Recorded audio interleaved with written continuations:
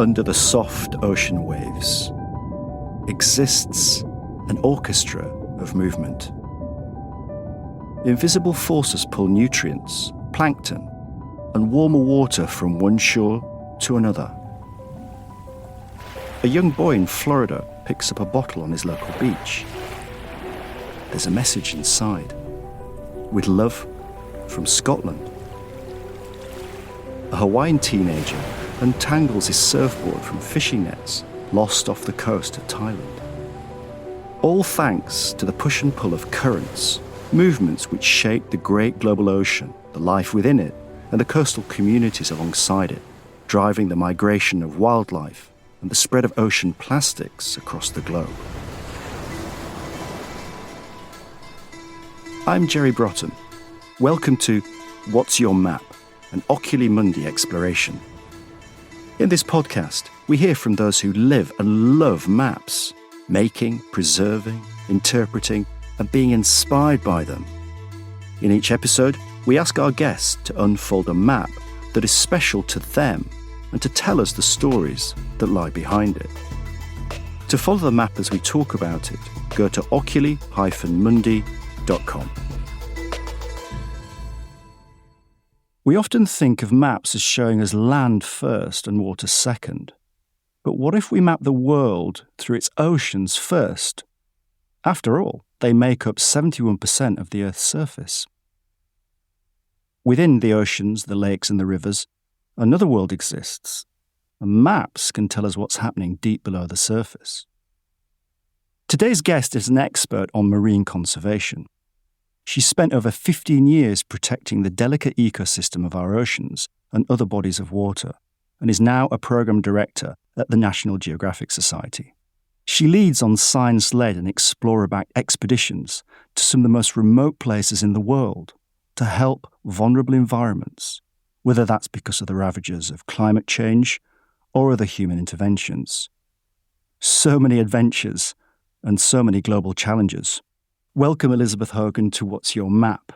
Thank you so much, Jerry. It's lovely to be here. It is really great to have you here and looking at a very special map, which is pretty extraordinary, because I want you to tell me about this map that we're looking at. Mm-hmm. And first, just orientate me, because it's the world really from the perspective of the oceans. It's very, very weird to initially look at it. It is. Just let's look at it in detail and walk me through it. What are we looking at here? We're looking at the world, but not the way we're accustomed to seeing it. There are so many things that I love about this map. It is ocean-centric. The land is the negative space, and you see the world's ocean, but you see it really as the one connected global ocean. So obviously there are 5 identified ocean basins in the world.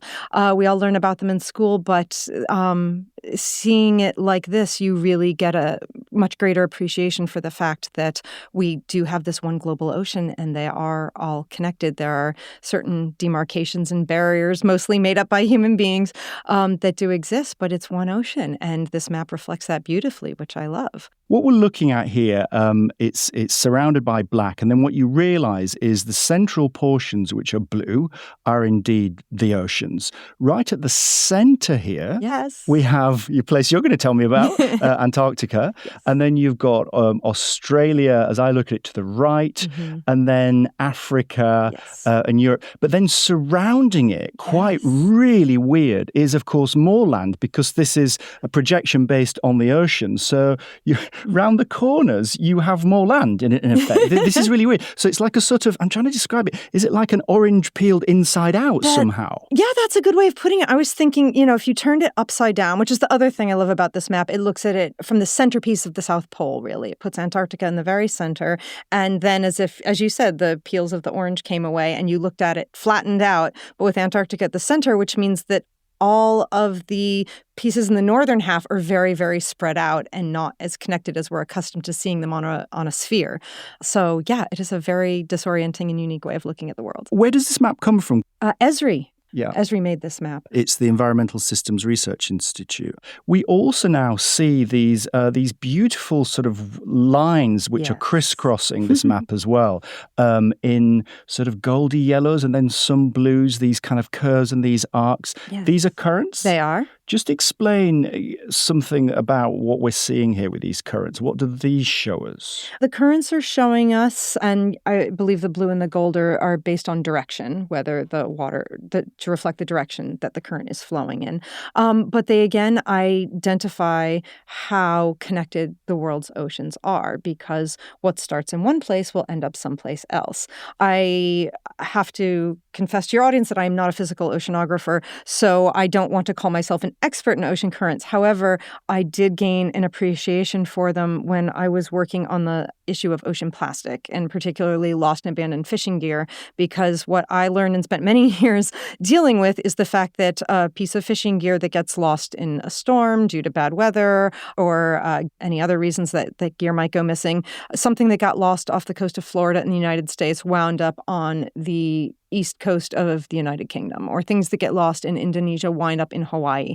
It happens all the time. So, yeah, something as light as plastic, although some fishing nets stretch for kilometers and are quite heavy, but regardless of weight or size, plastic can get lost in one corner of the globe and turn up in the other with quite easily, with a very much shorter amount of time than you would imagine it would take. So, yeah, currents really do connect the planet. So when did you first come across this map, which is really oriented with the oceans at its centre? And what was the impact for you in terms of the work that you do upon seeing it? What did it capture, make you go, aha, yes? I first came across it only about 8 months ago. A colleague shared it with me at work. And first I was struck by the orientation of it. As you said, it catches your eye right away. It makes you spend more time looking at it and really thinking about it, just having to, place yourself within the context of it and think, wait, how does this work? But then the current lines also really drew me in because it was such a clear depiction of so many things that I have worked on in the past and I'm working on now. And to see it all laid out like that, it just makes your brain race like, okay, that explains why that batch of fishing gear from the Philippines showed up in this place over here, and that explains the migration of this whale species, at this time of year, because of course they're, following certain prey that is also migrating, and it makes sense that that's the direction they move. It just sent my brain spinning. We don't have 5 oceans, we have one. Yes, exactly. One global ocean. Which are all connected. So talk to me about this sense of, because my understanding is the way in which we've now realised, that there is a Southern Ocean, which I guess many people won't think that we talk about a Southern Ocean. What does that mean to talk about a Southern Ocean? I believe that it was formally named in 2021. And so I grew up thinking that, the world has 4 oceans, because that was what I learned in school. And so it was quite popular in the news at the time that like a 5th ocean has been named. And it really did draw attention to Antarctica and that region of the world, which I was happy about because there is so much that's fascinating about that ocean. And it is very distinct and unique in that the Antarctic circumpolar current really does isolate that region, demarcates it very firmly. So that is the current that forms a complete closed circle around the Antarctic continent. It's fascinating that there is this one ocean, the Southern Ocean, that borders 3 other oceans and connects them all in a way, because that current makes a complete loop all the way around the Antarctic continent. It really does form even more of a border than any of the other oceans have. And what I find most fascinating about that is that the existence of that current and its circumpolar nature is that it really retains a population of over 10,000 endemic species that just live in the Southern Ocean. So it really does create its own eco-world in that one ocean. And this fascinating situation of what's happening with the meeting of cold water and warmer water, and how this is sort of creating this amazing ecosystem, which I didn't really know about, and the dangers in terms of the changes in climate. Can you just explain that to me? Because I found that absolutely extraordinary and terrifying. Well, currents are what move nutrients throughout the water, and they also move temperature shifts throughout the water. So it does all of these currents are delivering colder water to warmer places or warmer water to colder places, and it regulates the temperature, and it creates a regulated environment for certain nutrients and certain species to thrive. for the Antarctic circumpolar current to form that closed loop around the Southern Ocean, it does mean that a whole food web and food chain that can thrive in the conditions specific to that ocean really have a nice enclosed safe haven there. However, because the planet is warming, more fresh water is beginning to enter the ocean. And with the addition of fresh water, you are diluting the saltier, denser water of the ocean. And by diluting that saltier, denser water, it has the effect of weakening currents. And so as we weaken the currents, it means certain nutrients aren't getting to where they need to go. And it does pose a risk to the food chain in several places. And this knock-on effect is really, I think, what the map is showing, right? Because it's showing that you can't, I guess you can work on the Atlantic or the Pacific, but you cannot see them in isolation. And I guess this is the way in which your work has been going and what's happening. Well, you will have a deeper layer of fresh water sitting at the surface of the ocean. Fresh water is less dense than salt water, and as more fresh water enters the ocean because there is more rain, increased precipitation, and the melting of ice caps at sea, or melting of ice on land that then increases rivers that then make their way to the ocean, which carries sediment with it, which further changes the chemistry of the ocean. But the addition of all of this fresh water and this rapid addition of fresh water means that more and more fresh water is stacking up on the surface of the water. And that has several knock-on effects. So one of which is that heightened layer of fresh water at the top means that the marine layer is further and further from sunlight. And so less sunlight means less phytoplankton, means less energy, means less food. So that's one element. It also means that the top layer of the ocean is getting hotter because it's more and more fresh water. So you're having more of a stratification effect in the ocean with this warmer and warmer layer sitting on top, which means there's less mixing, which is, again, what brings nutrients to the surface. And that also impacts the currents that way as well. And then you have to think about not just, there's animals and there's the environment, and then think about coastal communities who are accustomed to their immediate environment functioning a certain way.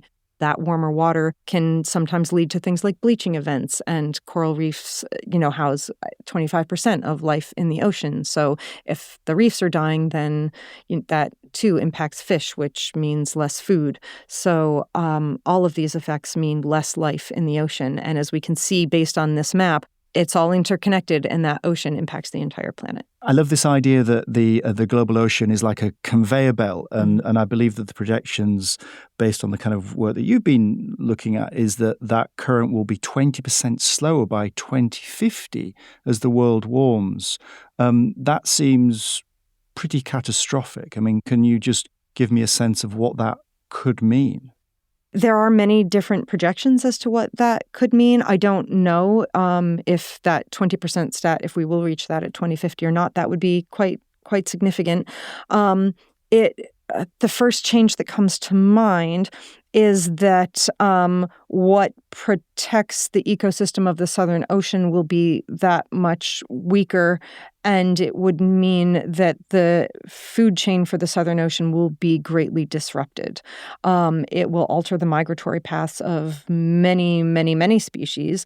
So if that area is suddenly getting an influx of warmer water, perhaps due to a potential change of that magnitude in this current, there's nowhere colder for those species to go. So what happens then? I don't know.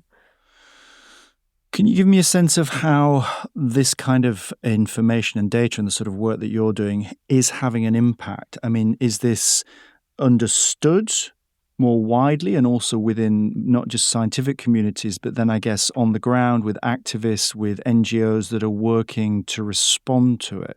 Tell me about the need to reduce emissions. There seems to be within the scientific community, obviously, an understanding of the importance of that. Mm-hmm. How do you see that going? Where are we at with that? I mean, just give me a sense of that. Are you feeling upbeat?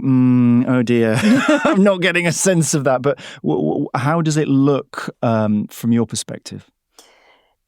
It's funny because there's so many causes for hope and yet other reasons for concern. And I would say it seems that we've entered an era where having a strong scientific background means that you maybe are not worth listening to, whereas I would have liked to think that scientists should be heard.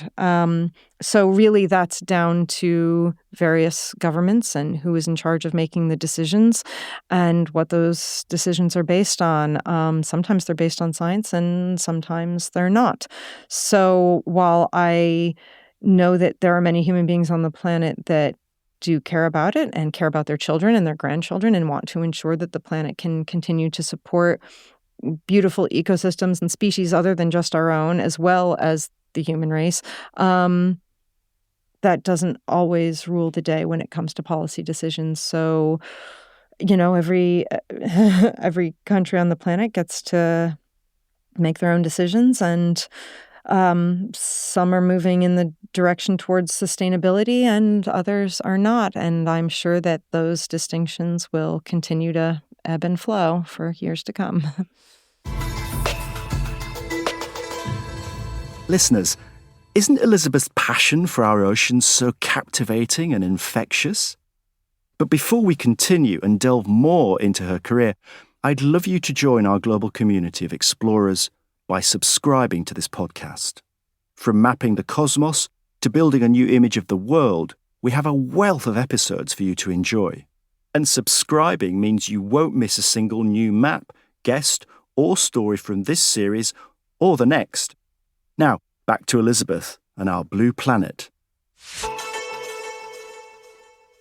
Let's look again at this map and think about your history. Okay. And you've been lucky enough to go on some extraordinary expeditions. Actually, let's just have a few pointers here. Where have you been on this map? Oh, my goodness. I'm very fortunate. Where have you not been?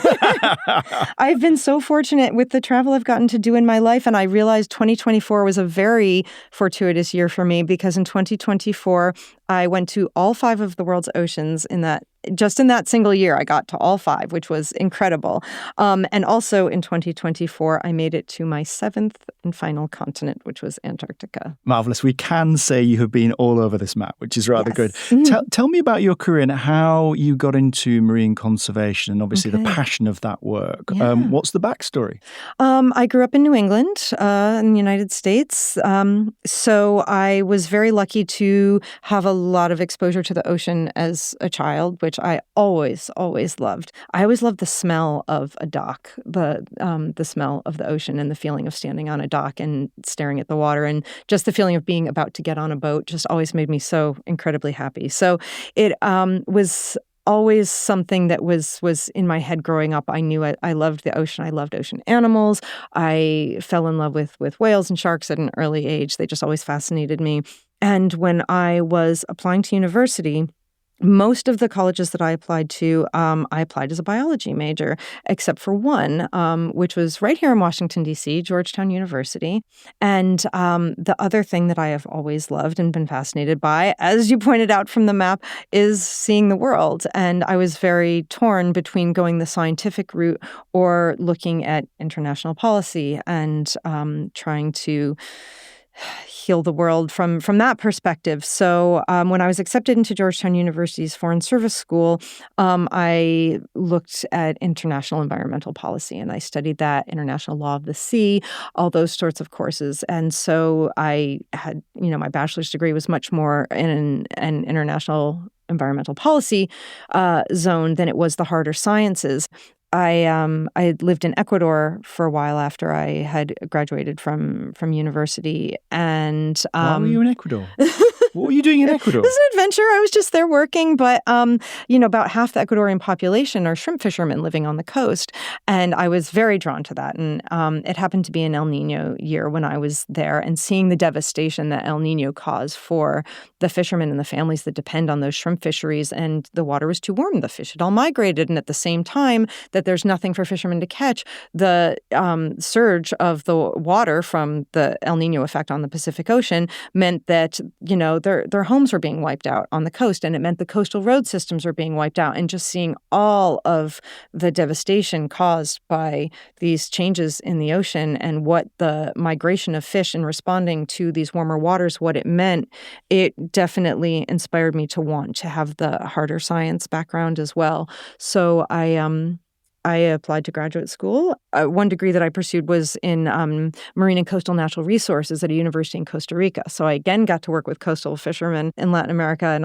it was a wonderful experience. And so that doing my graduate work gave me much more of the scientific background that I needed. Okay, I want to get you to Antarctica, but first I want to get you via the North Atlantic. Tell me about working, because one of the research projects I believe quite earlier on was the North Atlantic right whale. Yes. Tell me about working with the North Atlantic right whales. So it comes about because my first job out of graduate school was with the International Fund for Animal Welfare, IFAW, and my very first assignment, the first species I was assigned to was the North Atlantic right whale, which I was thrilled about because the North Atlantic right whale, there's only approximately 350 of them left in the world, which is quite scary. It's a very low number to the extent that the entire population is named. Like every individual in the population has a unique name that is known.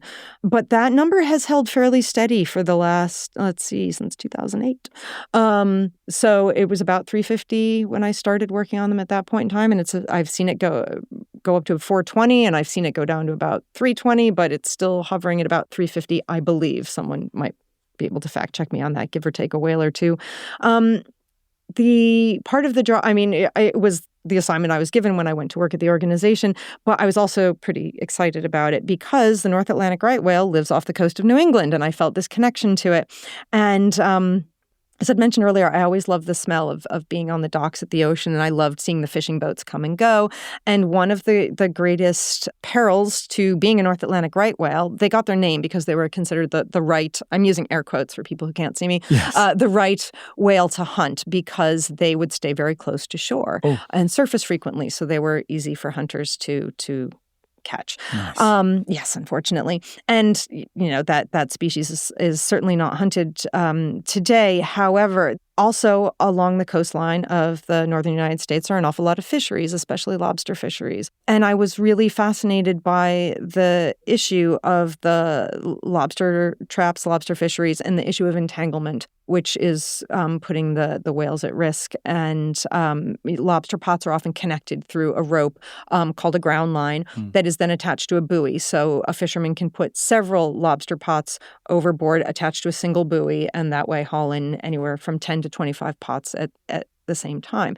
This ground line that connects the traps is what the whales would become entangled in, and the entanglement injuries are awful. You hate to see it.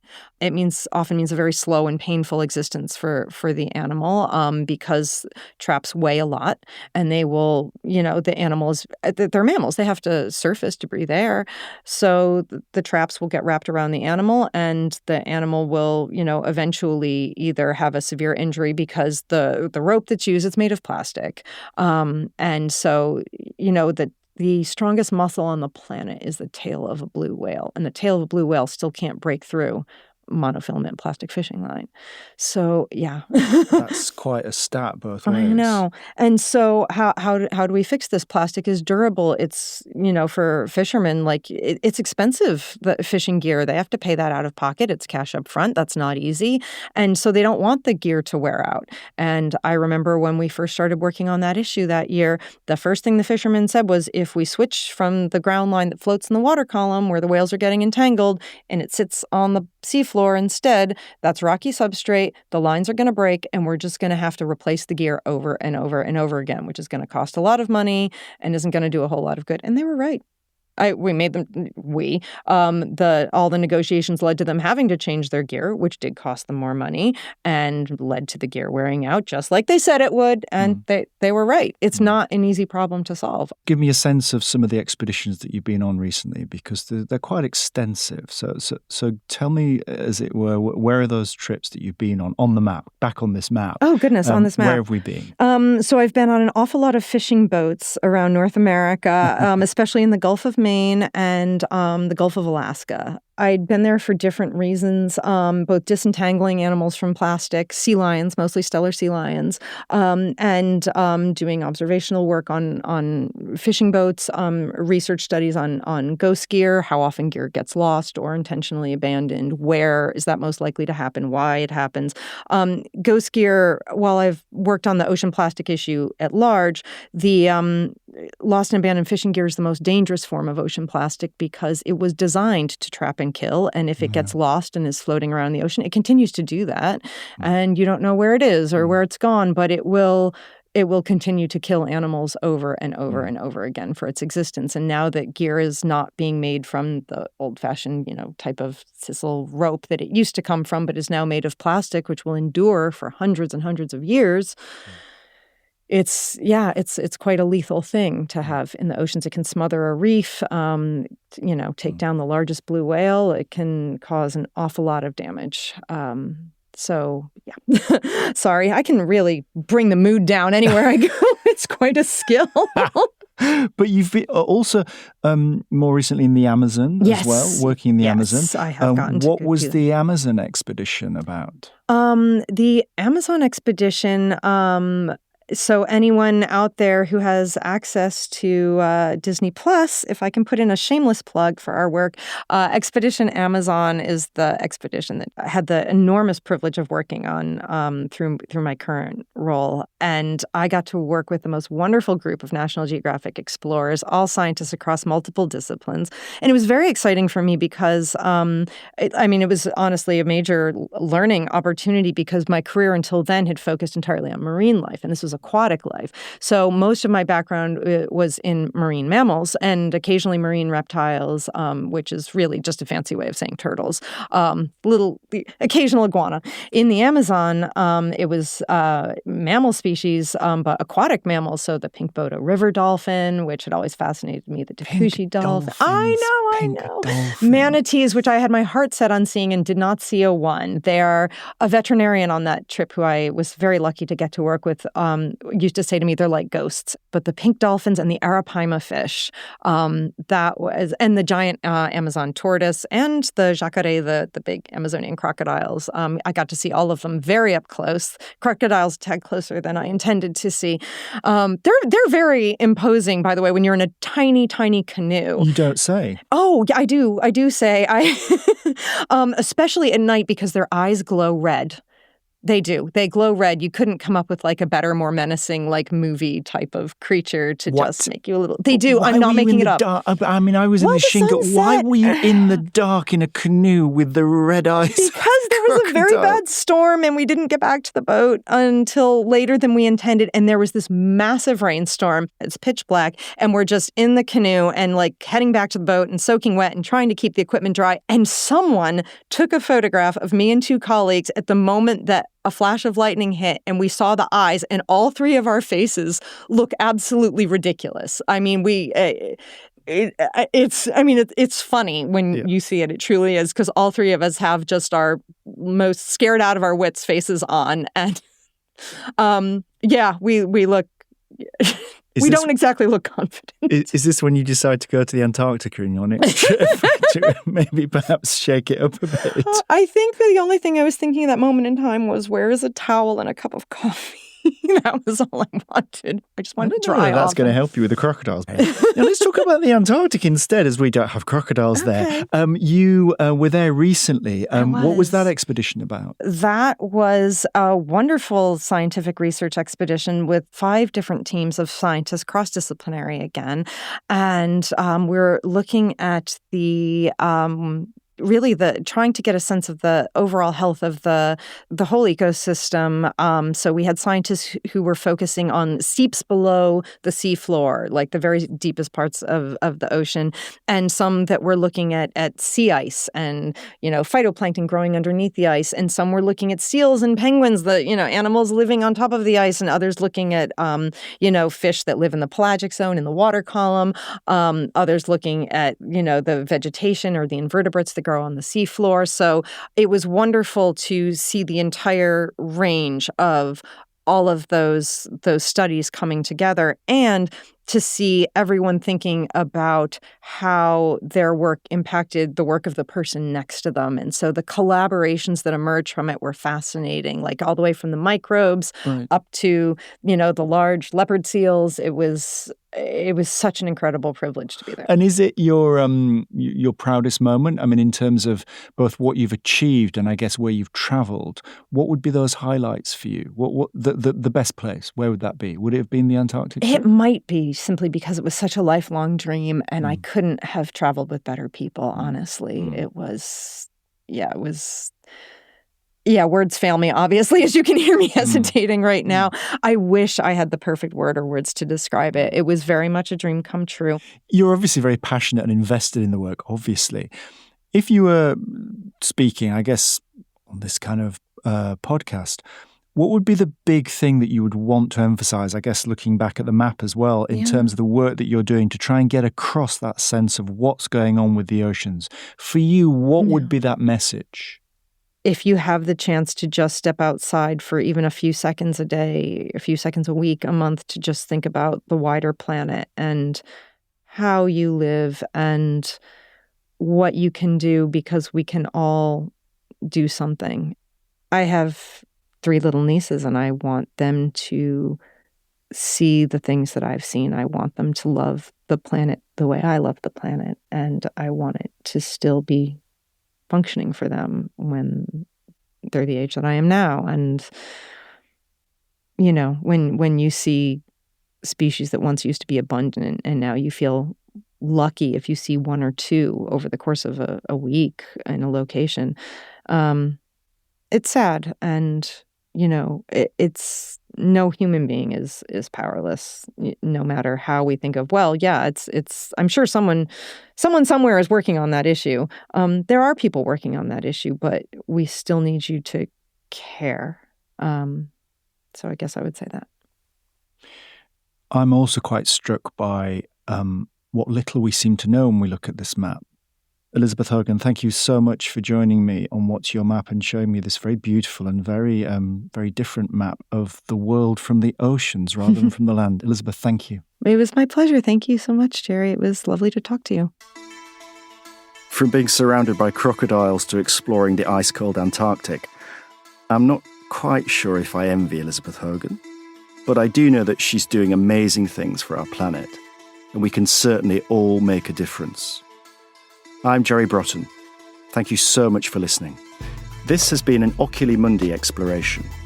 The producer is Emily Uchida Finch, and it's a Whistledown production. Oculi Mundi is the online home of the Sunderland collection of antique maps and atlases.